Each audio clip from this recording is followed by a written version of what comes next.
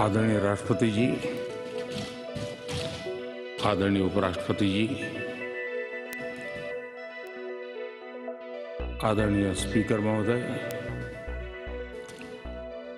मंच पर विराजमान सभी वरिष्ठ महानुभाव और सदन में उपस्थित संविधान के प्रति समर्पित सभी भाइयों और बहनों, आज का दिवस बाबा साहब आम्बेडकर, डॉक्टर राजेंद्र प्रसाद जैसे दूरंदेशी महानुभावों को नमन करने का है। आज का दिवस इस सदन को प्रणाम करने का है, क्योंकि इसी पवित्र जगह पर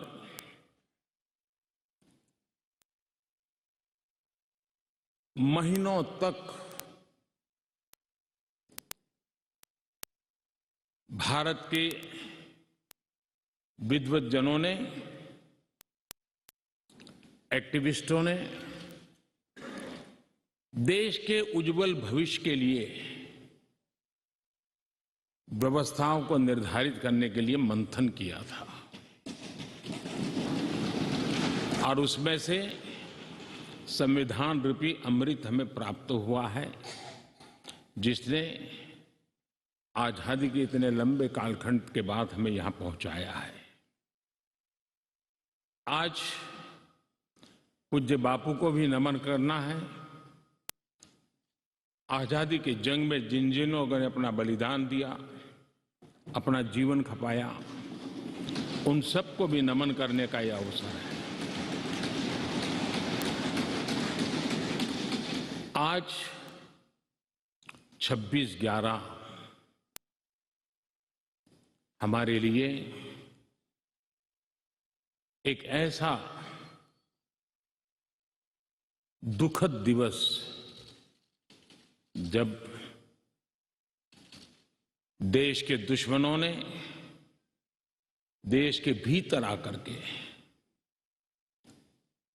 मुंबई में वह ऐसी आतंकवादी घटना को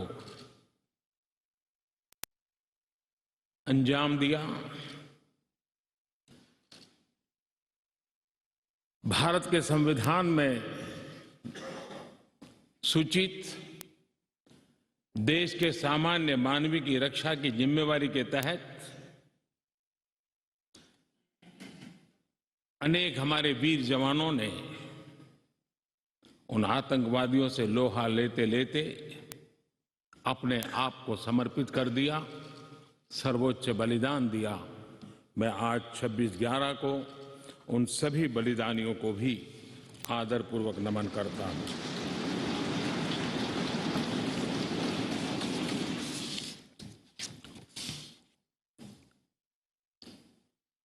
आदरणीय महानुभाव,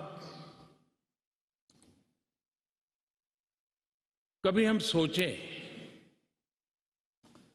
कि आज अगर हमें संविधान निर्माण करने की नौबत होती तो क्या होता। आजादी के आंदोलन की छाया, देशभक्ति का ज्वार, भारत विभाजन की विभीषिका, इन सब के बावजूद भी देश हित सुप्रीम हरेक के हृदय में यही एक मंत्र था। विविधताओं से भरा हुआ देश, अनेक भाषाएं, अनेक बोलियां, अनेक पंथ, अनेक राजे रजवाड़े, इन सब के बावजूद भी संविधान के माध्यम से पूरे देश को एक बंधन में बांध करके आगे बढ़ाने की योजना बनाना, आज के संदर्भ में देखें तो पता नहीं संविधान का एक पेज भी हम पूरा कर पाते क्योंकि नेशन फर्स्ट कालक्रम से राजनीति ने उस पर इतना प्रभाव पैदा कर दिया है कि देश हित भी कभी कभी पीछे छूट जाता है। ये उन महानुभावों को प्रणाम इसलिए करना चाहूंगा क्योंकि उनके भी अपने विचार होंगे, उनके विचारों की भी धारा होगी, उस धारा में धार भी होगी, लेकिन फिर भी राष्ट्रहित सुप्रीम होने के नाते सबने मिल बैठ करके एक संविधान दिया।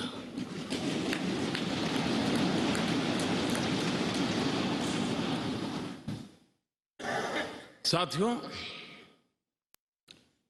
हमारा संविधान ये सिर्फ अनेक धाराओं का संग्रह नहीं है। हमारा संविधान सहस्त्रों वर्ष की भारत की महान परंपरा, अखंड धारा, उस धारा की आधुनिक अभिव्यक्ति है।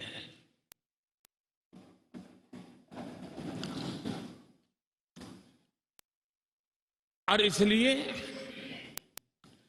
हमारे लिए लेटर एंड स्पिरिट में संविधान के प्रति समर्पण, और जब हम इस संवैधानिक व्यवस्था से जनप्रतिनिधि के रूप में ग्राम पंचायत से लेकर के संसद तक जो भी दायित्व निभाते हैं, हमें संविधान के लेटर एंड स्पिरिट को समर्पित भाव से ही हमें अपने आप को हमेशा सज्ज रखना होगा। और जब ये करते हैं तो संविधान की भावनाओं को कहां चोट पहुंच रही है उसको भी हम नजरअंदाज नहीं कर सकते हैं। और इसलिए इस संविधान दिवस को हमें इसलिए भी मनाना चाहिए कि हम जो कुछ भी कर रहे हैं वो संविधान के प्रकाश में सही है कि गलत है, हमारा रास्ता सही है कि गलत है। हर वर्ष संविधान दिवस बना करके हमने अपने आप को मूल्यांकन करना चाहिए। अच्छा होता देश आजाद होने के बाद 26 जनवरी प्रजासत्ताक पर्व की शुरुआत होने के बाद हमें 26 नवंबर को संविधान दिवस के रूप में देश में मनाने की परंपरा बनानी चाहिए थी, ताकि उसके कारण हमारी पीढ़ी दर पीढ़ी संविधान बना कैसे, कौन लोग थे इसको बनाते थे, किस परिस्थितियों में बना, क्यों बना, हमें संविधान कहां ले जाता है, कैसे ले जाता है, किसके लिए ले जाता है, इन सारी बातों की हर वर्ष अगर चर्चा होती है तो संविधान जिसको दुनिया ने एक जीवंत इकाई के रूप में माना है, एक सामाजिक दस्तावेज के रूप में माना है, विविधता भरे देश के लिए ये एक बहुत बड़ी ताकत के रूप में पीढ़ी दर पीढ़ी अवसर के रूप में काम आता। लेकिन कुछ लोग इसे चूक गए। लेकिन जब बाबा साहब आंबेडकर के 125वीं जयंती थी, हम सबको लगा कि इससे बड़ा पवित्र अवसर क्या हो सकता है कि बाबा साहब आंबेडकर ने इस देश को जो बहुत बड़ा नजराना दिया है उसको हम हमेशा हमेशा के लिए स्मृति ग्रंथ के रूप में याद करते रहें। और इसी में से, और मुझे याद है जब सदन में इस विषय पर मैं बोल रहा था 2015 में बाबा साहब आंबेडकर की 150वीं जयंती के निमित्त इस काम की घोषणा करते समय, तब भी विरोध आज नहीं हो रहा है, उस दिन भी हुआ था कि 26 नवंबर कहां से ले आए, क्यों कर रहे हो, क्या जरूरत थी। बाबा साहब आम्बेडकर का नाम हो और आपके मन में ये भाव उठे, ये देश अब सुनने के लिए तैयार नहीं है।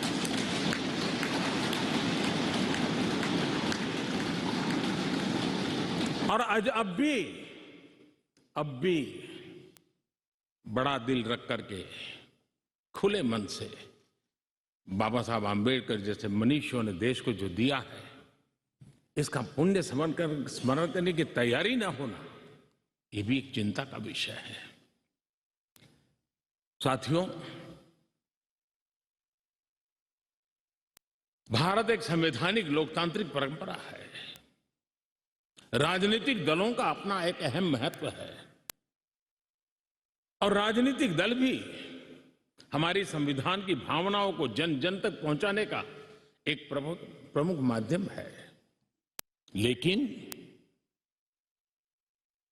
संविधान की भावना को भी चोट पहुंची है। संविधान के एक एक धारा को भी चोट पहुंची है जब राजनीतिक दल अपने आप में अपना लोकतांत्रिक कैरेक्टर खो देते हैं। जो दल स्वयं लोकतांत्रिक कैरेक्टर खो चुके हो, वो लोकतंत्र की रक्षा कैसे कर सकते हैं?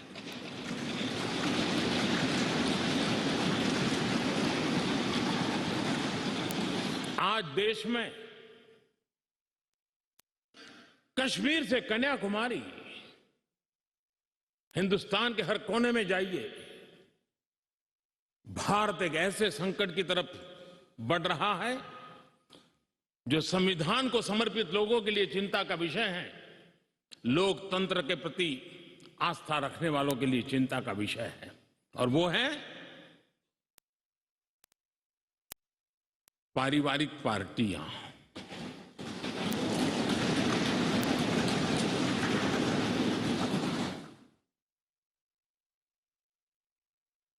राजनीतिक दल, पार्टी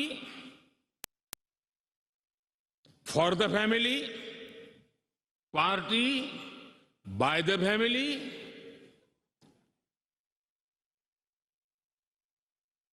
अब आगे कहने की जरूरत मुझे नहीं लगती है।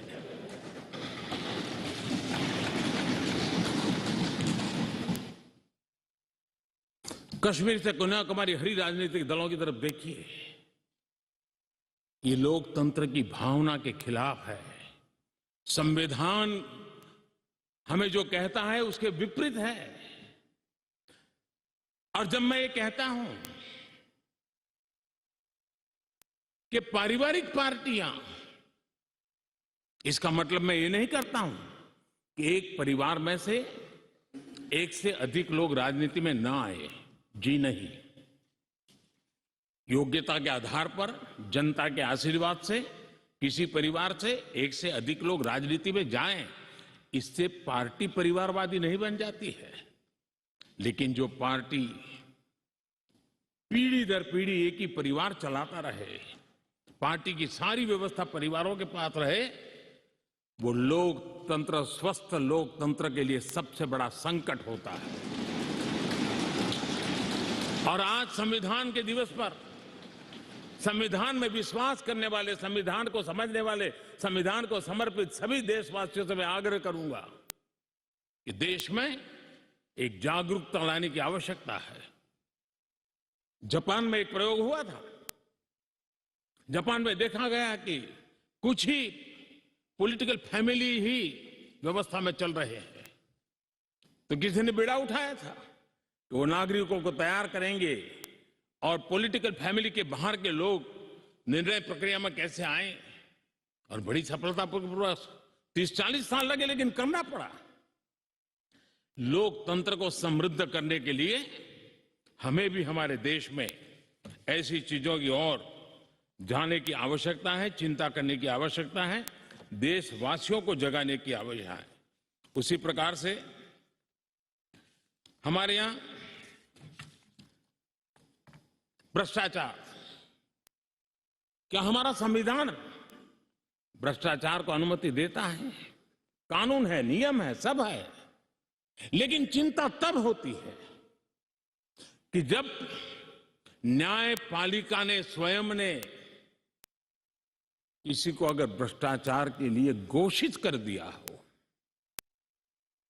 भ्रष्टाचार के लिए सजा हो चुकी हो, लेकिन राजनीतिक स्वार्थ के कारण उसका भी महिमा मंडन चलता रहे, भ्रष्टाचार को नजरअंदाज करके सिद्ध हुई हकीकतों के बावजूद भी जब राजनीतिक लाभ के लिए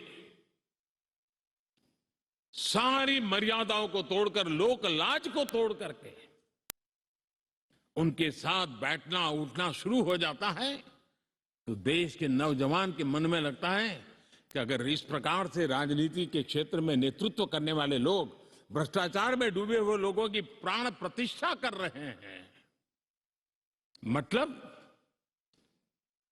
उनको भी वो रास्ता मिल जाता है कि भ्रष्टाचार के रास्ते पर चलना बुरा नहीं है। 2-4 साल के बाद लोग स्वीकार कर लेते हैं कि हमें ऐसी समाज व्यवस्था खड़ी करनी है।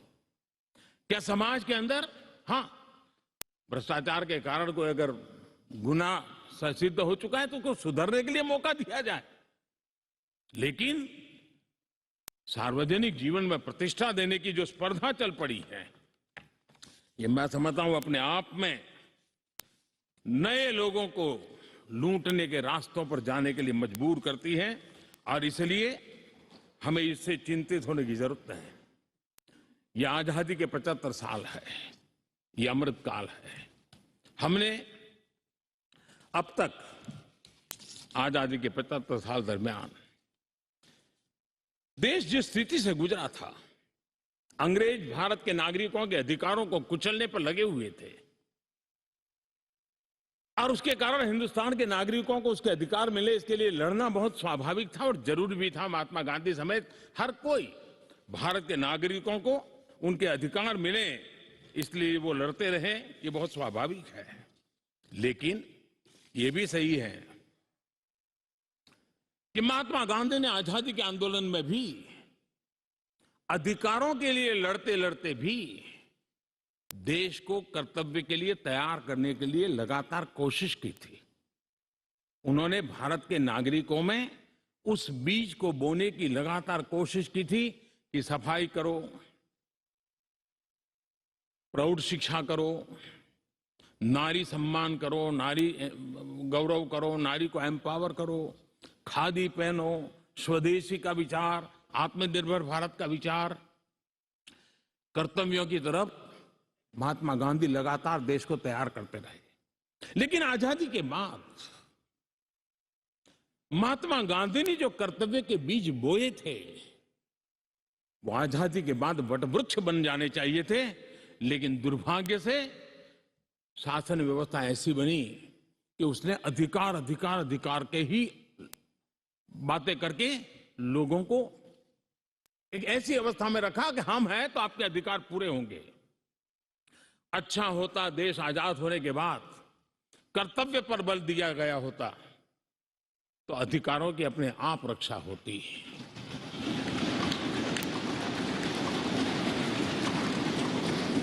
कर्तव्य से दायित्व का बोध होता है, कर्तव्य से समाज के प्रति एक जिम्मेवारी का बोध होता है। अधिकार से कभी कभी एक याचक वृत्ति पैदा होती है कि मुझे मेरा अधिकार मिलना चाहिए, यानी समाज को कुंठित रखने की कोशिश होती है। कर्तव्य के भाव से सामान्य मानवीय के जीवन में एक भाव होता है कि ये मेरा दायित्व है, मुझे इसको निभाना है, मुझे करना है, और जब मैं कर्तव्य का पालन करता हूं तो अपने आप किसी के अधिकार की रक्षा हो जाती है, किसी के अधिकार का सम्मान हो जाता है, किसी के अधिकार का गौरव हो जाता है, और उसके कारण कर्तव्य भी बनते हैं और अधिकार भी चलते हैं और स्वस्थ समाज की रचना होती है। आजादी के अमृत महोत्सव में हमारे लिए बहुत आवश्यक है कि हम कर्तव्यों के माध्यम से अधिकारों की रक्षा करने के रास्ते पर चल पड़े। कर्तव्य का वो पथ है जिसमें अधिकार की गारंटी है, कर्तव्य का वो पथ है जो अधिकार सम्मान के साथ दूसरे को सुपुर्द करता है, उसके हक को दे देता है। और इसलिए आज जब हम संविधान के दिवस को मना रहे हैं, तब हमारे भीतर भी यही भाव निरंतर जगता रहे कि हम कर्तव्य पथ पर चलते रहें, कर्तव्य को जितनी अधिक मात्रा में निष्ठा और तपस्या के साथ हम मनाएंगे, हर किसी के अधिकारों की रक्षा होगी। और आजादी के दीवानों ने जिन सपनों को लेकर के भारत को बनाया था, उन सपनों को पूरा करने का सौभाग्य आज हम लोगों को मिला है। हम लोगों ने मिलकर के उन सपनों को पूरा करने में कोई कसर नहीं छोड़नी चाहिए। मैं फिर एक बार स्पीकर महोदय का इस महत्वपूर्ण अवसर के लिए बहुत बहुत बधाई देता हूं, अभिनंदन करता हूं। उन्होंने इस कार्यक्रम की रचना की। ये कार्यक्रम किसी सरकार का नहीं था, ये कार्यक्रम किसी राजनीतिक दल का नहीं था, ये कार्यक्रम किसी प्रधानमंत्री ने आयोजित नहीं किया गया था। ये सदन का गौरव होते हैं स्पीकर, सदन का ये स्थान गौरवपूर्ण होता है। स्पीकर की एक गरिमा होती है, बाबा साहब आम्बेडकर की गरिमा होती है, संविधान की अपनी एक गरिमा होती है। हम सब उन महान पुरुषों को प्रार्थना करें कि वो हमें शिक्षा दें, ताकि हम हमेशा स्पीकर पद की गरिमा बनाए रखें, बाबा साहब आम्बेडकर का गौरव बनाए रखें और संविधान का गौरव बनाए रखें। इसी एक अपेक्षा के साथ आप सबका बहुत बहुत धन्यवाद।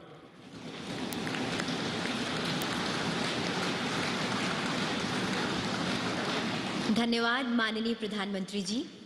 अब मैं आग्रह करती हूँ माननीय उपराष्ट्रपति जी एवं राज्यसभा के सभापति श्री एम वेंकैया नायडू जी से कि वे विशिष्ट सभा को संबोधित करें।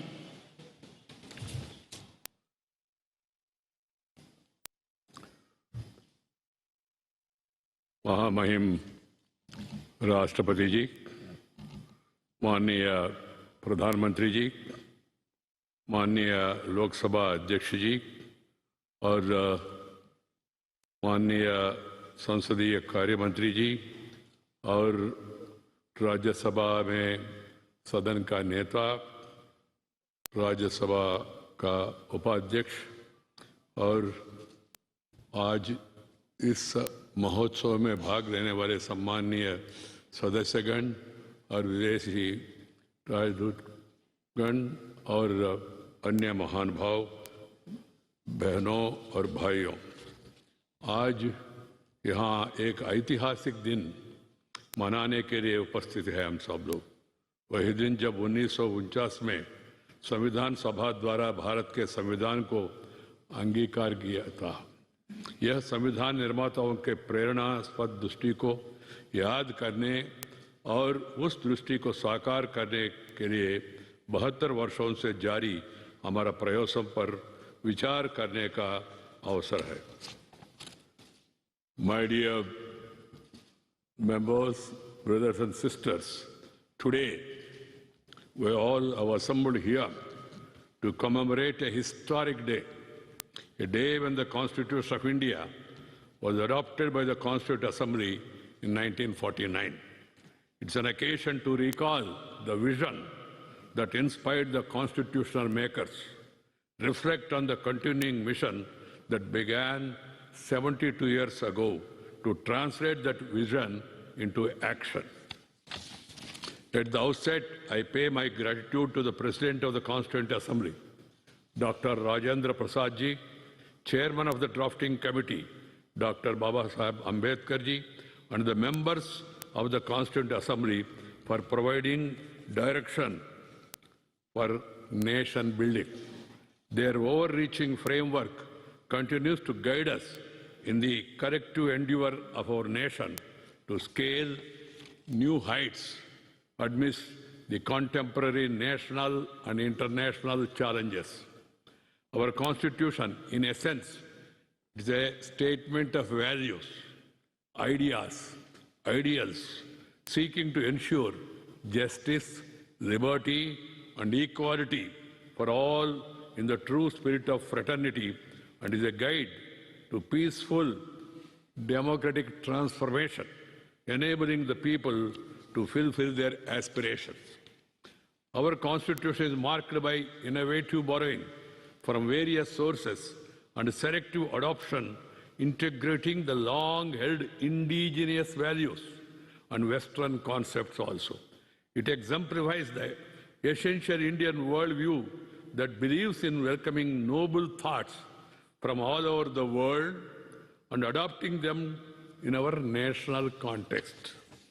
As we are all aware, it was the people of India who gave themselves this constitution through their elected representatives in the Constituent Assembly. The preamble summarizes the philosophy of the Constitution, in which the people preferred our country to be a democratic republic, thereby indicating the instrumentalities by which the intended socio-economic transformation was to be achieved. It has been our firm belief that people are at the center of our development. They are the agents of the transformation of our country. Their empowerment is the goal of all our efforts. Their aspirations steer our policies.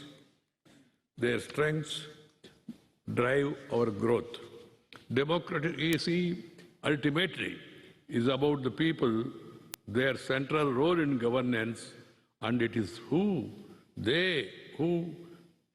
determine who should govern, how should they govern, and what the governance should ultimately lead to. Keeping this perspective in view, we had taken the first major step towards democratic governance by introducing universal franchise right from the day when we became independent. While it took 144 years for the US and 100 years for the UK to confer voting rights on women and the working class, we had the courage of conviction that each and every Indian should have the right to vote and be able to shape our shared destiny. I have referred to the preamble of the Constitution that mandated our country to be a democratic republic in order to share my thoughts on this solemn occasion on the functioning of our parliamentary democracy and its institutions. In a pluralist society like ours, with incredibly fascinating variety and diversity, debate and dialogue become the most important instruments for shaping public policies. This process of dialogue requires openness to new perspectives, a willingness to listen to diverse views.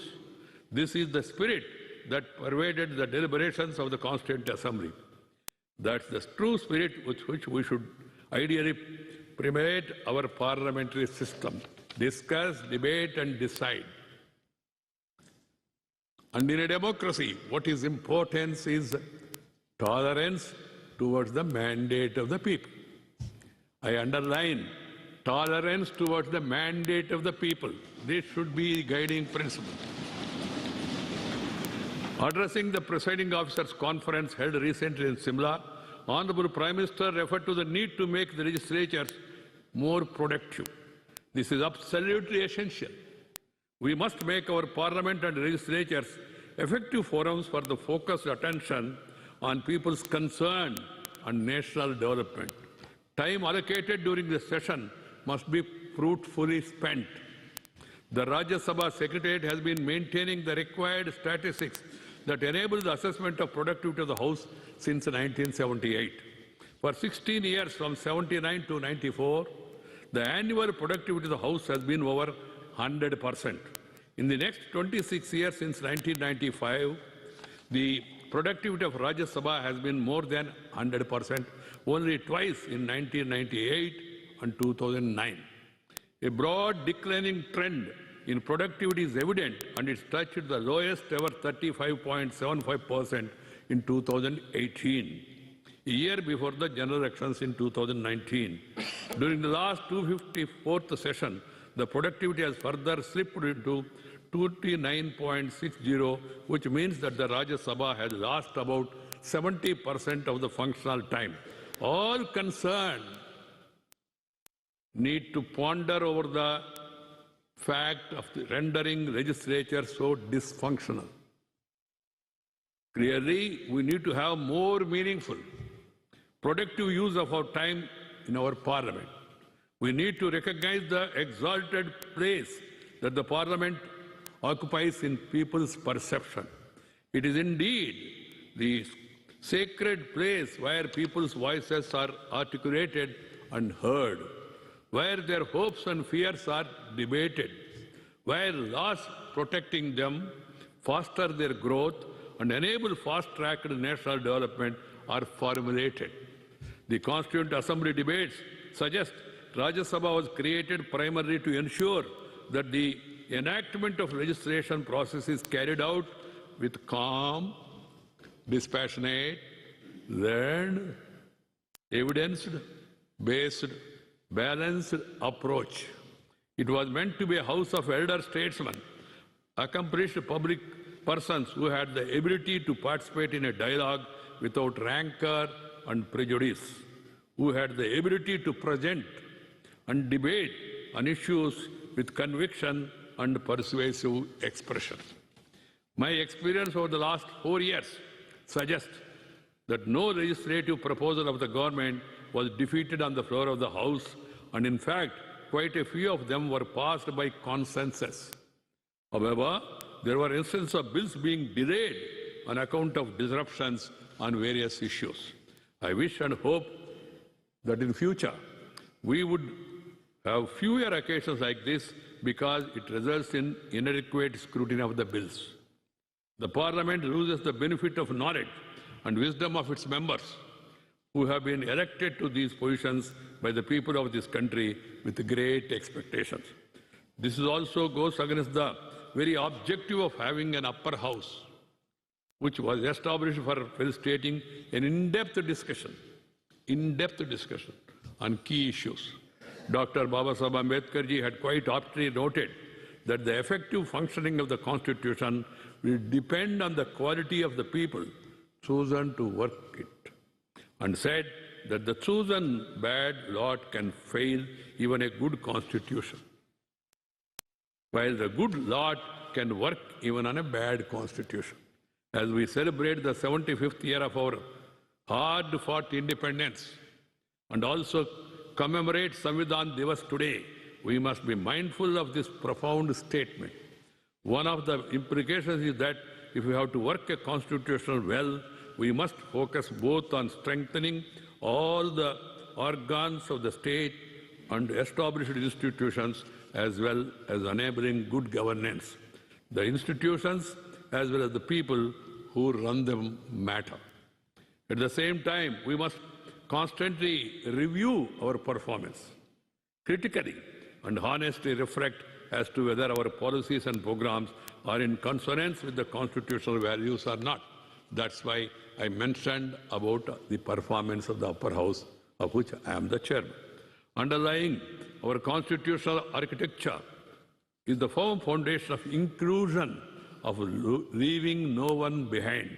It is the vision that finds echo in overreaching philosophy of the present government led by Prime Minister Sri Narendra Bhai Modi, that believes in Sabka Saath, Sabka Vikas, Sabka Viswas and Sabka Prayas.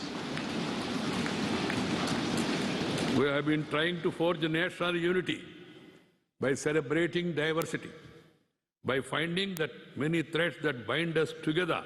We must continue to do so. This is the core constitutional value we have inherited and fondly cherish. As Sardar Patel ji said, and I quote, "But in the long run, it would be in the interest of all to forget that there is anything like majority or minority in this country, and that in India there is only one community. We are all one nation, one people. We care for everyone, especially of those who are marginalized and need support. Every Indian should be enabled to contribute to national development. Every Indian has to be given an opportunity to shape the new India we are collectively dreaming of. Every Indian must be educated, healthy, skilled, and forward-looking, ready to be part of our country's growth story. I am glad that the present government has turned many programs like sanitation, cleanliness, into people-driven mass abhiyans or movements, Jana Andolan. Our Constitution is not a static archival document, but a living document. It has enabled us to respond to the emerging challenges and adapt to the changing circumstances. Consequently, it has been amended 105 times so far. This shows that we have had the ability to listen, to debate, dialogue, and to be agile. This agility and flexibility is essential to strengthen our constitutional values. So long as we are alive to the changing realities within and outside the country, we have the wisdom to make the right policy choices to address people's concerns. We shall see this beautiful tree of the Constitution grow and flower. Our common aim should be to make this happen every day in each of our institutions and in each of our actions. We know that this requires constant vigil, an attentive eye, and concrete action. There were certain unfortunate efforts to subvert the spirit and philosophy of the Constitution during the dark period of emergency, but fortunately they were undone. We the people have time and again demonstrated that we will not allow this beautiful tree to wither. To conclude, our Constitution has worked well to enable our march towards building a new India and in the process realizing the dreams of the freedom fighters and the vision of the Constituent Assembly. We need to draw lessons from our past experience and move ahead to propel India forward. Azadi Ka Amrita Mahotsav is a celebration of our achievements collectively of the country. We can legitimately be proud of it. Let it be springboard to take India to the next level and occupy its rightful place in the Committee of Nations as a Sushikshit Bharat, Surakshit Bharat, Swastha Bharat, Atmanirbhar Bharat, and ultimately Ek Bharat, Shrestha Bharat. For this to happen, we all must work together with passion for the nation. That is what is required. Dhanyavad, Jai Hind.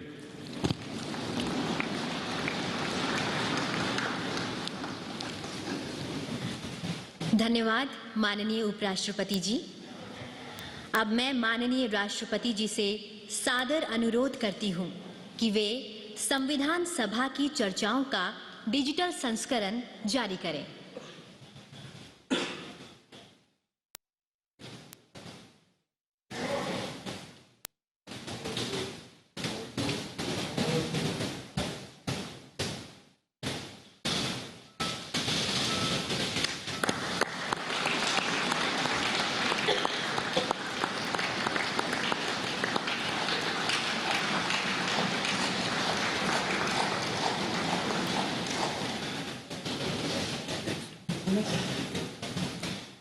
अब मैं माननीय राष्ट्रपति जी से अनुरोध करती हूं कि वे भारत के मूल संविधान की सुलेखित प्रति का डिजिटल संस्करण जारी करें।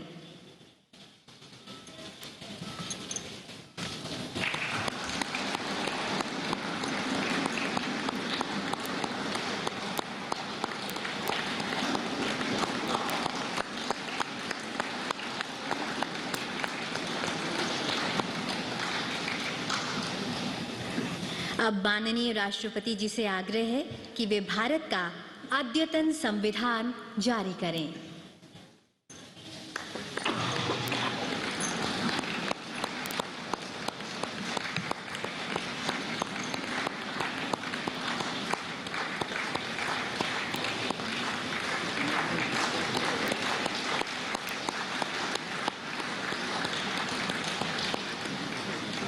साथ ही मैं माननीय राष्ट्रपति जी से निवेदन करती हूं कि वे संवैधानिक लोकतंत्र पर ऑनलाइन प्रश्नोत्तरी का शुभारंभ करें।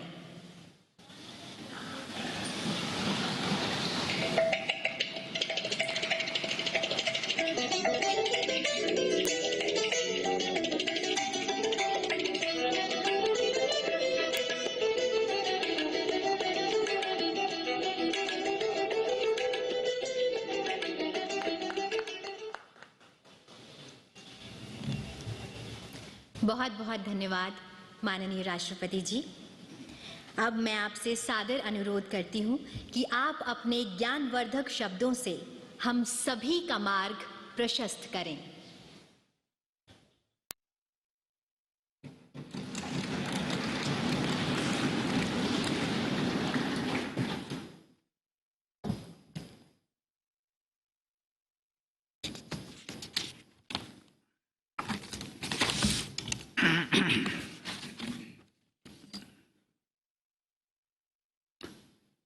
उपराष्ट्रपति श्री एम वेंकैया नायडू जी, प्रधानमंत्री श्री नरेंद्र मोदी जी, लोकसभा अध्यक्ष श्री ओम बिरला जी, राज्यसभा के उपसभापति श्री हरिवंश जी, राज्यसभा में सदन के नेता श्री पीयूष गोयल जी, संसदीय कार्य मंत्री श्री प्रहलाद जोशी जी, सभी सांसदगण और प्यारे देशवासियों,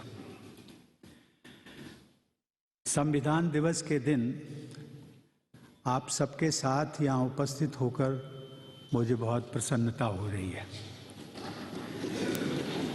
हम सब जानते हैं कि भारत विश्व का सबसे बड़ा लोकतंत्र है। मुझे विश्वास है कि आप सब भी इस अवसर पर हमारे महान लोकतंत्र के प्रति गौरव का अनुभव कर रहे होंगे। इसी सेंट्रल हॉल में 72 वर्ष पहले हमारे संविधान निर्माताओं ने स्वाधीन भारत के उज्जवल भविष्य के दस्तावेज को यानी हमारे संविधान को अंगीकार किया था तथा भारत की जनता के लिए आत्मार्पित किया था। हमारे देशवासियों ने जब अपनी नियति के निर्धारण का अधिकार हासिल किया, उस समय का भारत लंबे विदेशी शासन के दौरान किए गए शोषण से त्रस्त था। उस समय हमारे देश के करोड़ों लोग गरीबी और निरक्षरता का दंश भोग रहे थे। उस स्थिति को बदलने के लिए तथा राष्ट्र निर्माण के लिए लोगों में उत्साह जागृत हो चुका था। हमारे कर्मठ देशवासियों को एक संवैधानिक संरचना की आवश्यकता थी। लगभग 7 दशक की अल्प अवधि में ही भारत के लोगों ने लोकतांत्रिक विकास की एक ऐसी अद्भुत गाथा लिख दी जिसने समूची दुनिया को विस्मित कर दिया। मैं ये मानता हूँ कि भारत की ये विकास यात्रा हमारे संविधान के बल पर ही आगे बढ़ती जा रही है। देवियों और सज्जनों, हमारे संविधान में वे सभी उदात्त आदर्श समाहित हैं जिनके लिए विश्व के लोग भारत की ओर सम्मान और आशा भरी दृष्टि से देखते रहे। हम भारत के लोग, इन शब्दों से आरंभ होने वाले हमारे संविधान से ये स्पष्ट हो जाता है कि भारत का संविधान लोगों की आकांक्षाओं की सामूहिक अभिव्यक्ति है।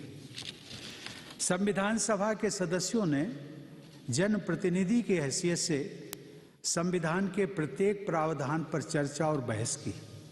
वे साधारण लोग नहीं थे।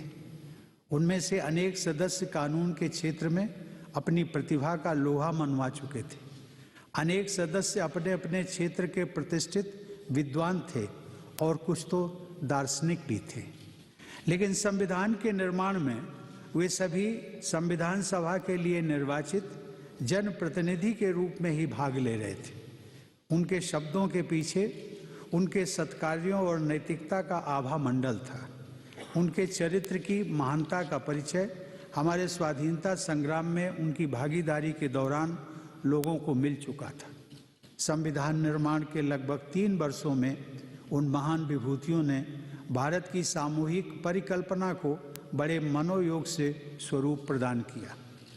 मुझे प्रसन्नता है कि आज संविधान सभा की चर्चाओं तथा संविधान के कैलीग्राफ्ट वर्जन और अपडेटेड वर्जन के डिजिटल संस्करण जारी कर दिए गए हैं। इस प्रकार टेक्नोलॉजी की सहायता से ये सभी अमूल्य दस्तावेज सबके लिए सुलभ हो गए। देवियों और सज्जनों, संविधान सभा की चर्चाओं में राष्ट्र निर्माण के लिए मानवीय चिंतन और चेतना की पराकाष्ठा के दर्शन होते हैं। उन चर्चाओं के डिजिटल वर्जन से केवल देशवासियों को ही नहीं बल्कि पूरे विश्व को, विशेषकर युवा पीढ़ी को हमारे देश की महानता और क्षमता की जानकारी मिलेगी और भविष्य के लिए मार्गदर्शन भी प्राप्त होगा। संविधान के कैलीग्राफ्ट वर्जन से लोगों को हमारी कला, संस्कृति और परंपरागत कथाओं के महान आदर्शों की झलक कलात्मकता के सर्वश्रेष्ठ रूप में देखने को मिलेगी। शासन व्यवस्था के आधारभूत ग्रंथ की इतनी कलात्मक प्रस्तुति का उदाहरण अन्यत्र शायद ही देखने को मिले। संविधान के अपडेटेड वर्जन से नागरिकों, विशेषकर विद्यार्थियों को हमारी संवैधानिक प्रगति की अब तक की यात्रा की जानकारी प्राप्त होगी। संवैधानिक लोकतंत्र के विषय पर ऑनलाइन क्विज कराने की पहल अत्यंत सराहनीय है। यह रोचक माध्यम हमारे नागरिकों, विशेषकर युवा पीढ़ी में संवैधानिक मूल्यों के संवर्धन में बहुत प्रभावी सिद्ध होगा। माननीय सांसदगण, हमारे संविधान निर्माताओं ने देशवासियों में साक्षरता की कमी तथा अनेक अन्य आशंकाओं के बावजूद साधारण के विवेक में अटूट आस्था दिखाते हुए यूनिवर्सल अडल्ट फ्रेंचाइज का अधिकार सभी नागरिकों को दिया। इसके पहले किसी भी लोकतंत्र में आरंभ से ही यूनिवर्सल अडल्ट फ्रेंचाइज का अधिकार प्रदान नहीं किया गया था। प्रारूप समिति के अध्यक्ष डॉक्टर बाबा साहब आम्बेडकर ने 16 जून 1949 को जब यूनिवर्सल अडल्ट फ्रेंचाइज का प्रस्ताव प्रस्तुत किया तो वह प्रस्ताव बिना किसी खास प्रतिरोध के सर्वसम्मति से पारित हो गया। इस संदर्भ में विशेष रूप से यह तथ्य उल्लेखनीय है कि इंग्लैंड और अमेरिका जैसे देशों में महिलाओं को लंबे संघर्ष के बाद मताधिकार प्राप्त हो सका था, परंतु हमारे देश में न केवल महिलाओं को आरंभ से ही मताधिकार प्रदान किया गया, बल्कि कई महिलाएं संविधान सभा की सदस्य भी थीं और उन्होंने संविधान के निर्माण में अपना अभूतपूर्व योगदान दिया था। हम भारत के लोग ये गर्व से कह सकते हैं कि हमारे संविधान के निर्माण में फाउंडिंग फादर्स के साथ साथ फाउंडिंग मदर्स ने भी अपना योगदान दिया है। पश्चिम के कुछ विद्वान ये कहते थे कि भारत में वयस्क मताधिकार की व्यवस्था विफल हो जाएगी, परंतु यह प्रयोग न केवल सफल रहा अपितु समय के साथ और मजबूत हुआ है। यहाँ तक कि अन्य लोकतंत्रों ने भी इससे बहुत कुछ सीखा है। हमारी आज़ादी के समय राष्ट्र के समक्ष उपस्थित चुनौतियों को ये ध्यान में रखा जाए तो भारतीय लोकतंत्र को निसंदेह मानव इतिहास की सबसे बड़ी उपलब्धियों में से एक माना जा सकता है। इस उपलब्धि के लिए हम संविधान निर्माताओं की दूरदर्शिता और जनगण मन की बुद्धिमत्ता को नमन करते हैं।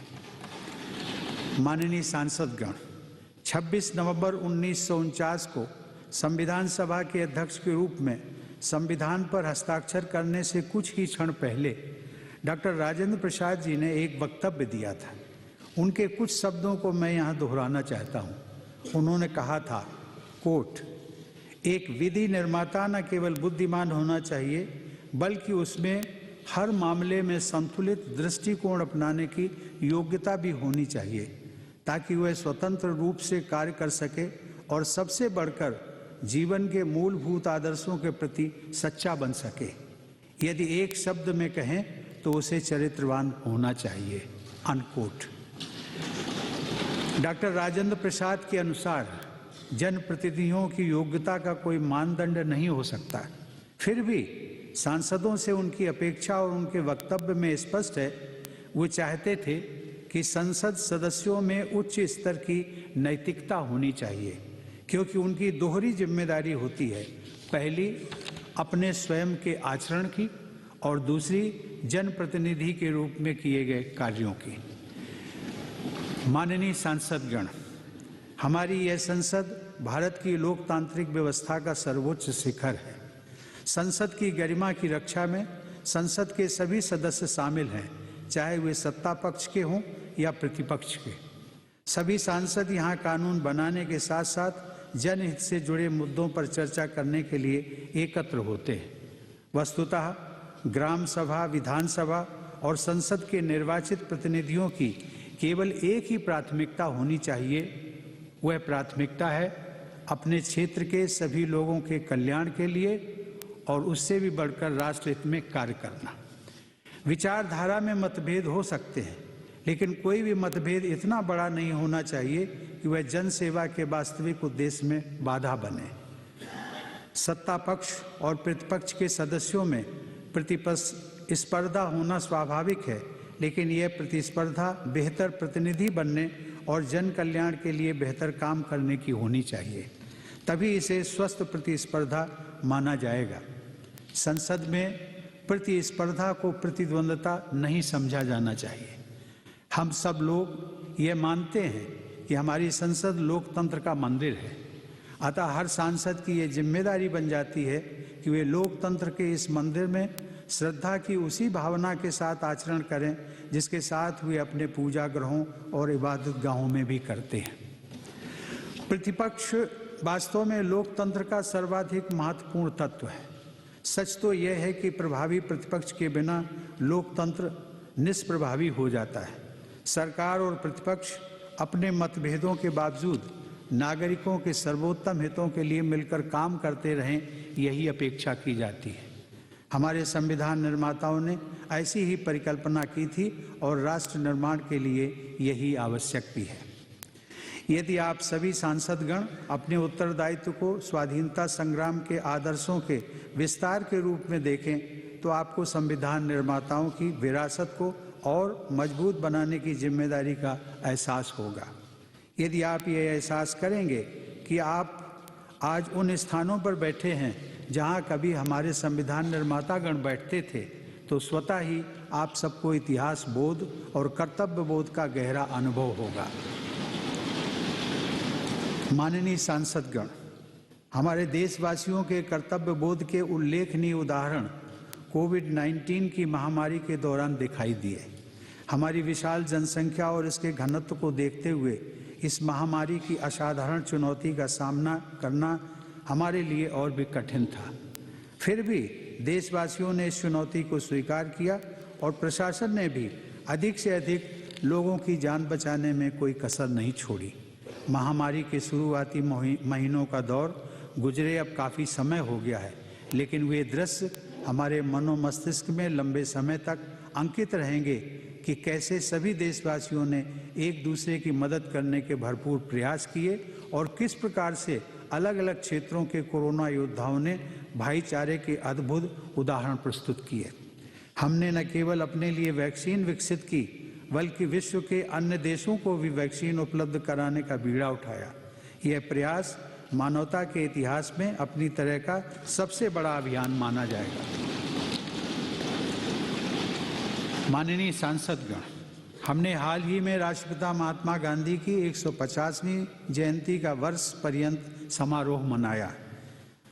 अब हम स्वतंत्रता की 75वीं वर्षगांठ मना रहे हैं। यह हम सब के लिए प्रसन्नता का विषय है कि आज़ादी का अमृत महोत्सव के दौरान आयोजित विभिन्न कार्यक्रमों में देश भर के लोग बढ़ चढ़कर भागीदारी कर रहे हैं।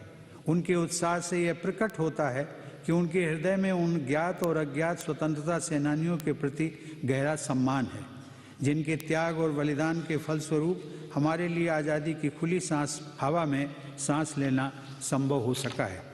इस तरह के ऐतिहासिक महत्व के अवसर हमें उन जीवन मूल्यों की भी याद दिलाते हैं जिनके लिए हमारे स्वाधीनता सेनानियों ने संघर्ष किया और जो संविधान की उद्देशिका में न्याय, स्वतंत्रता, समता और बंधुता के रूप में उल्लिखित है। आइए संविधान दिवस के अवसर पर हम अपने दैनिक जीवन में उन महान राष्ट्रीय आदर्शों पर चलने के लिए स्वयं को पुनः समर्पित करें। इन आदर्शों का पालन करने से विश्व मंच पर हमारी उपस्थिति और मजबूत होगी तथा किसी भी चुनौती का सामना हम प्रभावी ढंग से कर सकेंगे। माननीय सांसदगण, हमारे संविधान के प्रिएम्बल अर्थात उद्देशिका को संविधान की अंतरात्मा कहा जाता है। आज के इस कार्यक्रम के अंत में सभी देशवासियों द्वारा संविधान की उद्देशिका का सामूहिक पाठ आयोजन करने की पहल अत्यंत सराहनीय है। इससे हमारे सभी देशवासियों में संविधान के आदर्शों के प्रति गौरव का भाव और मजबूत होगा। कुछ ही देर में हम सब संविधान की उद्देशिका का अक्षरशः पाठ करेंगे। अंत में संविधान दिवस के अवसर पर मैं सभी देशवासियों को पुनः हार्दिक बधाई देता हूं। धन्यवाद। जय हिंद।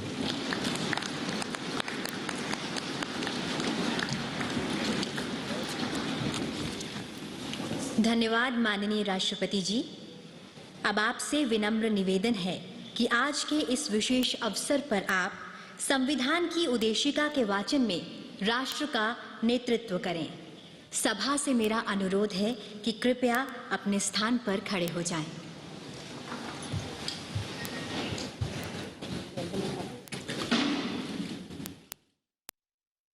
हम भारत के लोग भारत को एक संपूर्ण प्रभुत्व संपन्न समाजवादी पंथ निरपेक्ष लोकतंत्रात्मक गणराज्य बनाने के लिए तथा उसके समस्त नागरिकों को सामाजिक, आर्थिक और राजनैतिक न्याय, विचार अभिव्यक्ति विश्वास, धर्म और उपासना की स्वतंत्रता, प्रतिष्ठा और अवसर की समता प्राप्त कराने के लिए तथा उन सब में व्यक्ति की गरिमा और राष्ट्र की एकता और अखंडता सुनिश्चित करने वाली बंधुता बढ़ाने के लिए दृढ़ संकल्प होकर अपनी इस संविधान सभा में आज तारीख 26 नवंबर 1949 ईस्वी को एतद् द्वारा इस संविधान को अंगीकृत, अधिनियमित और आत्मार्पित करते हैं।